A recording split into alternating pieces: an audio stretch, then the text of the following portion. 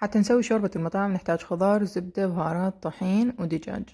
نسلق الدجاج ونشيل الفواح مالته، نحط له ورقة غار وعود دارسين، زبدة وزيت، ننزل الخضار المقطعة مع البصل، ننزل عليهم الدجاج اللي فتتناه والبهارات، ننطيهم حمسة سريعة، وننزل الطحين ونقلبه شوية على نار هادية. بعدين ننزل مرق الدجاج، المي مال السلق مال الدجاج بعد ما صفيناه، طبعا بعد دافي. نخلط بالتدريج، أهم شي بالتدريج ننزل المي حتى لا يلكلك الطحين، ونخليها على نار هادية فد 10 دقايق. ممكن تستعملون بواقي الدجاج. ميلت الجدر عن النار حتى لا تطفح، لأنه بيها طحين ممكن تطفح إذا ضغطوها. وراح أنزل أي نوع كريمة طبخ أو كريمة سائلة أو قشطة حسب الرغبة، يعني ما أكثر منها. جربوها بهاي الطريقة، كريمية ولذيذة، خصوصا ويا البهارات اللي راح أكتب لكم إياها، بدون مرق دجاج جاهز، بدون MSG وصوديوم زايد وهاي الأشياء المضرة. إن شاء الله تعجبكم.